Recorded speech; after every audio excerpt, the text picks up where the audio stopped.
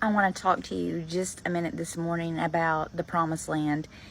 And this is in the book of Numbers when Moses was leading the people and the Lord had promised them they would enter into a land flowing of milk and honey. And my pastor preached on this last Sunday, but it has really just caused me to really do a deeper dive. He talked about how several of the men were sent, but Joshua was called. He talked about, God's timing and the seasons are perfect. But what the Lord brought to my mind is thinking about this. The Lord promised something, and it was there. But when the spies went out to spy it out or to look, they were overwhelmed. They said there's no way, there's no doubt. Even though God said, this is going to be your place.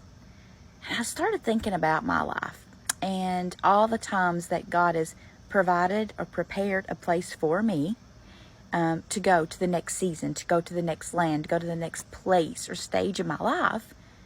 And because it all looked so scary or the enemy allowed doubt to get in my mind or heart, that I walked away. And I want you to picture this with me.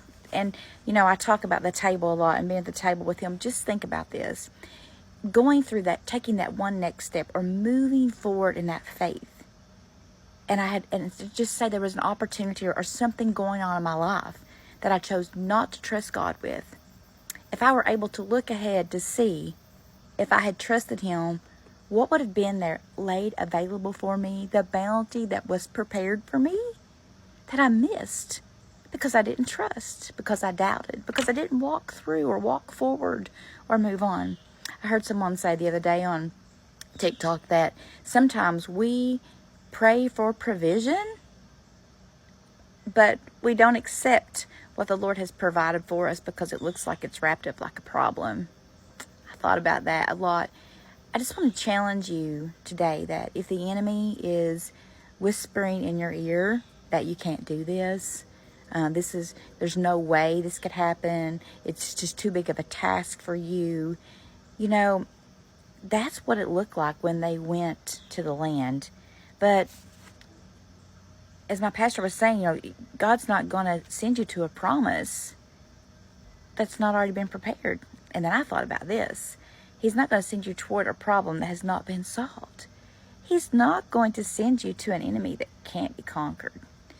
The idea is that it's the opportunity to walk forward past the obstacle and seeing with your mind and heart what God has prepared for you. Think about all the things because of doubt and fear and whisperings from the enemy that if we have passed, not surpassed, but passed up and passed by. I read this. Is it possible that you have been called and sent but are refusing to be obedient? Is it possible you're trying to function in an area where you have been called and not been sent? And this author wrote, may God grant me the wisdom to know the difference. Wherever you are in your life right now, if you are listening to me and there is something ahead of you that you feel the conviction in your heart, I really need to do this, but then fear shows up, anxiety, stress, even people in your own life telling you, I wouldn't do it, I would just stay where it's safe. I want you to consider, align it with his word, align it with his will. Make sure you are not driving you, but he is driving you to the right direction. But I just want to challenge each of you, for all of us, to stop passing up what he has prepared for us. I think I'll be sick when I think about if I'm able to ever see, because of my lack of trust or my lack of faith, what I gave up that he had prepared for me. So today, you be courageous. You be mighty. You trust in him. And even though it's so, so scary, you take the first step toward him.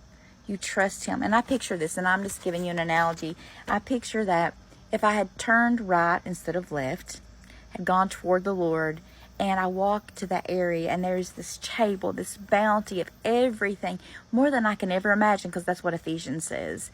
And there he stands, having that prepared for me that I passed up. I don't want to pass up anything God has for me, and I know you don't either. So today, may we operate in his strength and in his courage and most importantly, in faith, that He will remove and take care of everything that we may encounter going through something that is an obstacle that He has prepared as an opportunity.